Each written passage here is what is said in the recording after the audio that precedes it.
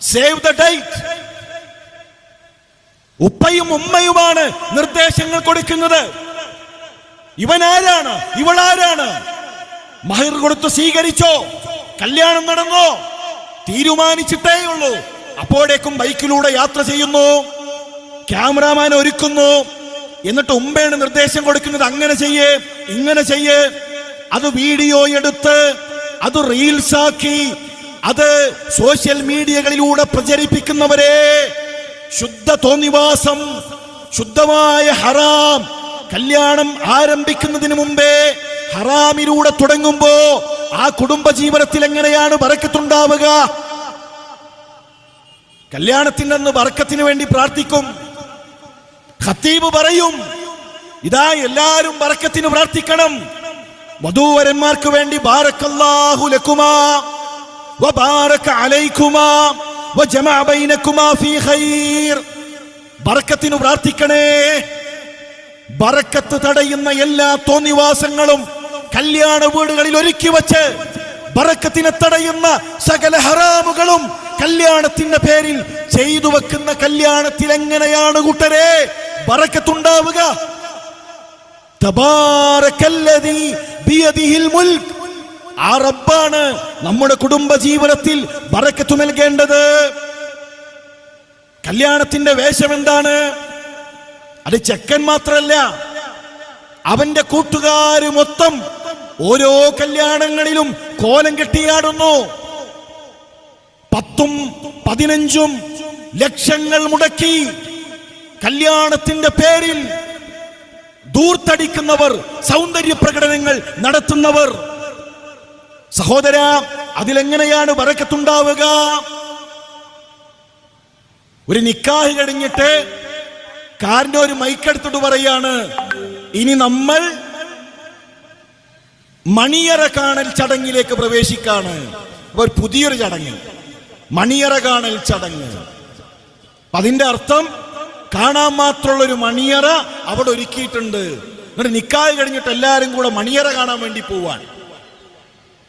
എന്തെല്ലാം ആഘോഷങ്ങളാണ് കൂട്ടരെ! കല്യാണം പ്രഖ്യാപിച്ചു കഴിഞ്ഞാൽ bride to be, groom to be. ഇപ്പൊ പുതിയൊരു സംഗതി, ഹജ്ജിന്റെ സീസൺ ആണല്ലോ, ഹാജി ടു ബി. എന്നിട്ട് ഹാജിയാർ കോലം കെട്ടി നിൽക്കാണ്, അത് ആഘോഷമാക്കുന്നു. ഹജ്ജ് ഇബാദത്തല്ല കൂട്ടരെ.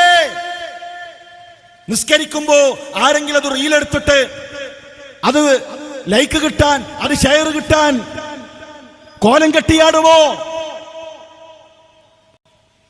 ഇബാദത്തുകൾ പോലും നമ്മളറിയാതെ നമ്മളിൽ നിന്ന് റാഞ്ചിയെടുക്കുകയാണ് കമ്പോളം.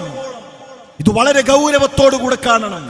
മഞ്ഞൾ കല്യാണം, ഹൽദി, ഓരോ പേരുകൾ ഇട്ടുകൊണ്ട് ആഘോഷം നടത്തിക്കൊണ്ടേയിരിക്കുന്നു. ഇവന്റ് മാനേജ്മെന്റ് തീരുമാനിക്കുന്നത് പോലെയാകരുത് മുസ്ലിം വീടുകളിലെ കല്യാണം. ഇന്ന് തീരുമാനിക്കാൻ, അവരെ ഏൽപ്പിക്കാൻ ഇനി അവര് പറയും. എന്നിട്ട് അവര് തീരുമാനിക്കാൻ, ഇതാ 11:30 പെണ്ണ് അവിടെ എത്തണം.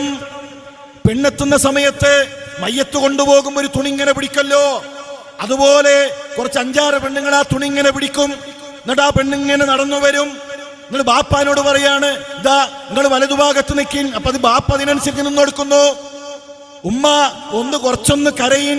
മോളെ മുഖത്ത് നോക്കിയിട്ട് ഉമ്മ ഇതാ ഒരു 30 സെക്കൻഡ് കഴിഞ്ഞാൽ ഉമ്മ ഒന്ന് കരയണം. അപ്പൊ ക്യാമറാമാൻ ഒന്ന് സൂം ചെയ്യും, ഉമ്മ കരയാൻ പോവാണ്. അങ്ങനെ മുസ്ലിം സമുദായം കൊണ്ട് കോലം കെട്ടിക്കുന്നു.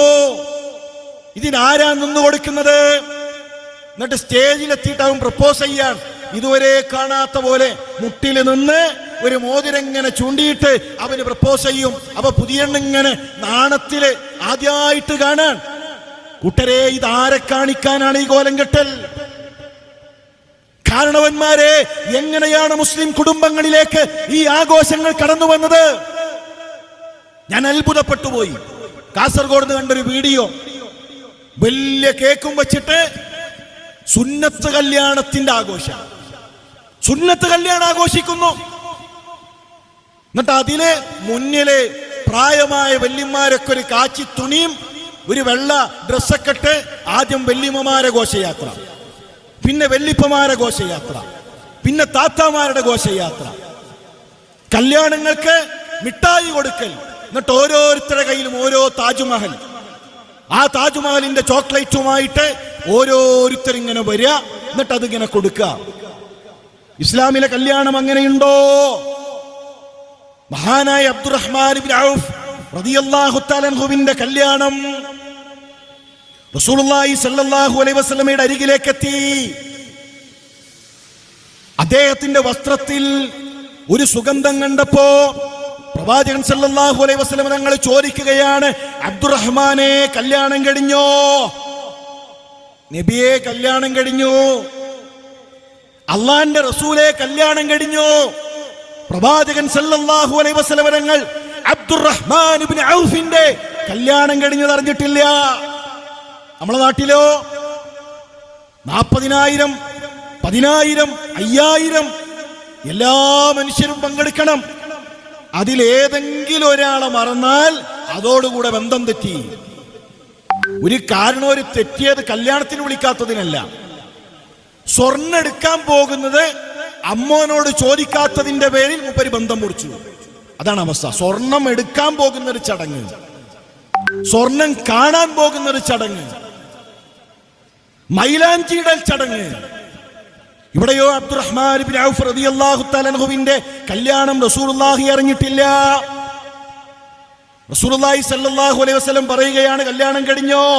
ഔലിം വലൗ ബിശാത്ത്. എന്നാൽ അബ്ദുറഹ്മാനെ ചെലവ് കിട്ടണം.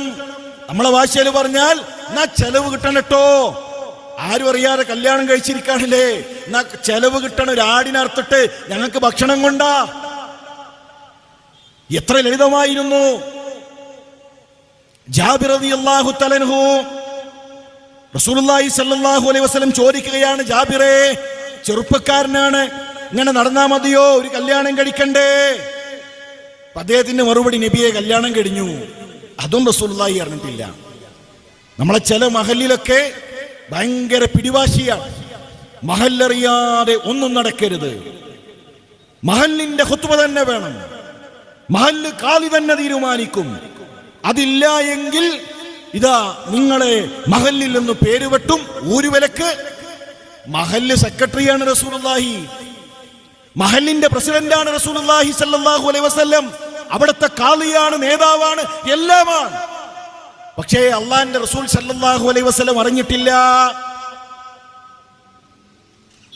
പ്രവാചകന്റെ ചോദ്യം, കന്യകയാണോ വിധവയാണോ? നബിയെ വിധവയാണ് കല്യാണം കഴിച്ചിട്ടുള്ളത്. അതെന്തു പറ്റി ജാബിറേ? ചെറുപ്പമല്ലേ, ചെറുപ്പക്കാരനല്ലേ, ഒരു കന്യകയെ കല്യാണം കഴിച്ചുകൂടായിരുന്നോ? നബിയെ ചെറിയ പെങ്ങന്മാരാണ് വീട്ടിലുള്ളത്. ഉപ്പ മരണപ്പെട്ടു. ഞാൻ ആഗ്രഹിക്കുന്നത് ആ പെങ്ങന്മാർക്ക് ഒരു ഉമ്മയുടെ, ഒരു താത്തയുടെ സ്ഥാനത്തുള്ള ഒരാളെയാണ്. റസൂലുള്ളാഹി സ്വല്ലല്ലാഹു അലൈഹി വസല്ലം അവിടെ പ്രാർത്ഥിക്കുകയാണ്. ഞാൻ പറഞ്ഞു വരുന്നത്, ഇസ്ലാമിലെ കല്യാണം പ്രിയമുള്ളവരെ, അത് മാന്യമായിരിക്കണം.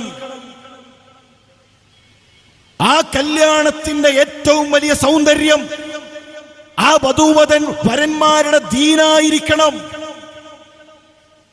നമ്മുടെ ഒരു ആദർശ സുഹൃത്തിന്റെ ഭാര്യ മരണപ്പെട്ടപ്പോൾ ആ ഭാര്യയുടെ മയ്യത്തിന്റെ മുന്നിൽ അദ്ദേഹം പ്രാർത്ഥിച്ചൊരു പ്രാർത്ഥനയുണ്ട്. ഭാര്യയുടെ മയ്യത്ത് കുളിപ്പിച്ചത് അദ്ദേഹമാണ്.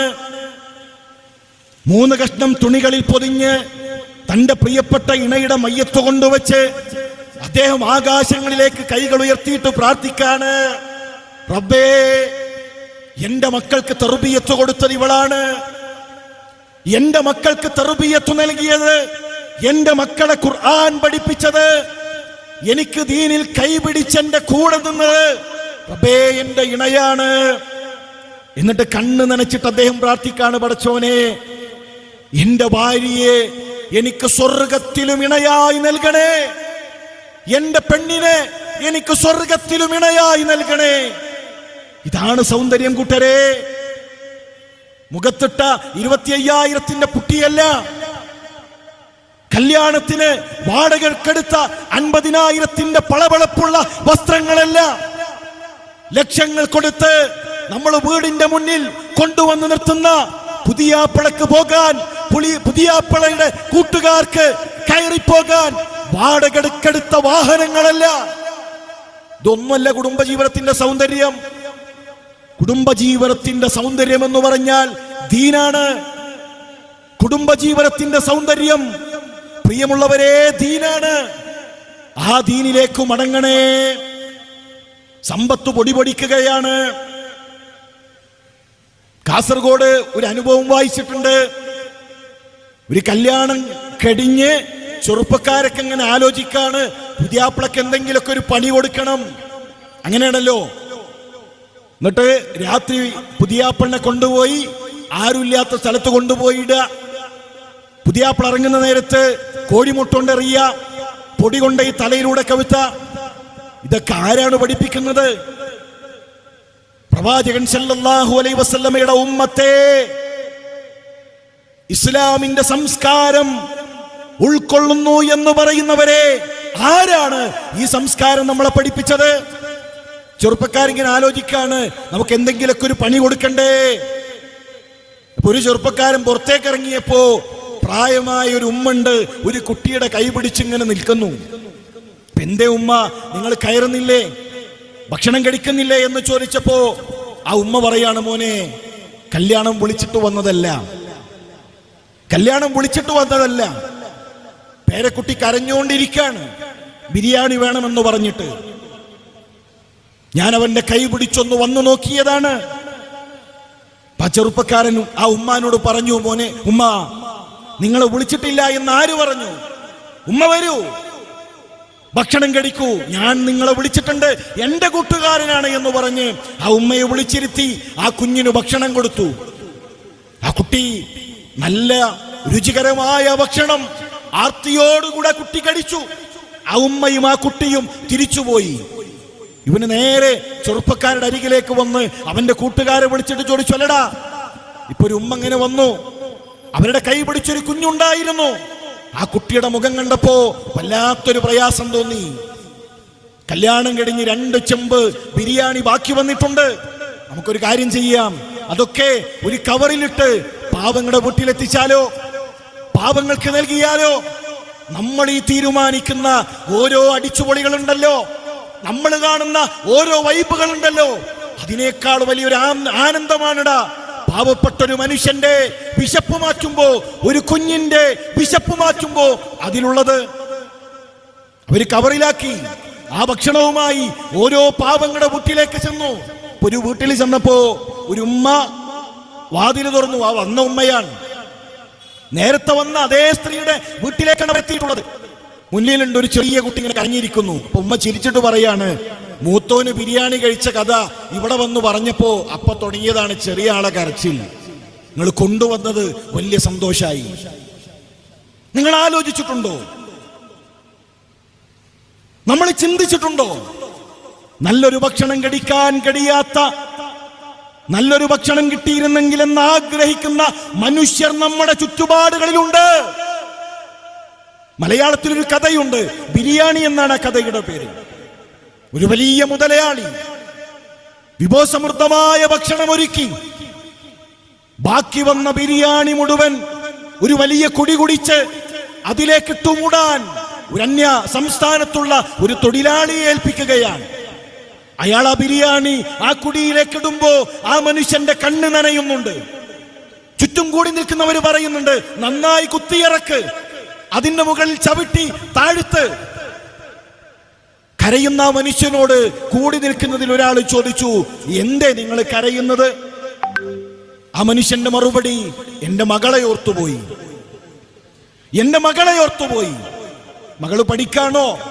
മകള് പഠിക്കുകയായിരുന്നു, പക്ഷേ എന്റെ കുട്ടി മരിച്ചു, എന്റെ മകൾ മരിച്ചു. എന്തേ മരിക്കാനുള്ള കാരണം? പട്ടിണിയായിരുന്നു, പട്ടിണിയായിരുന്നു, വിശപ്പായിരുന്നു. ആ മനുഷ്യൻ എങ്ങനെയാണ് ഭക്ഷണം കുടിയിലേക്ക് തള്ളിയിടുമ്പോ കണ്ണു നനക്കാതിരിക്കാൻ കഴിയുക? പ്രിയമുള്ളവരെ, നദിയിൽ നിന്ന് വുദൂ ചെയ്യുന്ന സമയത്തു പോലും ആവശ്യത്തിനു മാത്രം വെള്ളമെടുക്കണേ എന്ന് പഠിപ്പിച്ച, ഒഴുകുന്ന നദിയിലാണെങ്കിൽ പോലും കുടിക്കുന്ന വെള്ളം പോലും ആവശ്യത്തിനല്ലാതെ നിങ്ങൾ എടുക്കരുത് മനുഷ്യരെ എന്ന് പഠിപ്പിച്ച പ്രവാചകന്റെ അനുയായികളെ, നമ്മുടെ കല്യാണങ്ങൾ എങ്ങനെയാണ് ആർഭാടത്തിന്റെ ധൂർത്തിന്റെ കേന്ദ്രങ്ങളായി മാറുന്നത്? ഒരു മനുഷ്യന് കടിക്കുന്നതിന് പരിധിയില്ലേ? നമുക്ക് കടിക്കുന്നതിന് പരിധിയില്ലേ? പലപ്പോഴും പൊങ്ങച്ചങ്ങൾ കാണിക്കാനാണ്, ആർഭാടം കാണിക്കാനാണ്, നമ്മുടെ സ്റ്റാറ്റസ് തെളിയിക്കാനാണ്. ഞാനിതാ ഇന്ന കുടുംബക്കാരനാണ്, ഇന്ന തറവാടിയാണ്, ഞങ്ങളുടെ കല്യാണം അപ്പോൾ ഇങ്ങനെയാകണമെന്ന് പറയുമ്പോ നമുക്കൊറ്റ തറവാടേ ഉള്ളൂ. അതേതാണെന്നറിയോ? ഖബറാണ്. ഞാനും നിങ്ങളുമെല്ലാം ചെന്ന് കിടക്കുന്ന ഒരേ ഒരു തറവാട്. ഹത്താ സുർത്തുമുൽ മഖാബിർ, ആ ഖബറിലേക്ക് കൊണ്ടു ചെന്നു വെക്കുന്നതുവരെയാണ് മനുഷ്യരെ നമ്മുടെ എല്ലാ അഹങ്കാരങ്ങളും. അതിനപ്പുറം എന്താ ഉള്ളത്? അതിനപ്പുറം എന്താണുള്ളത്?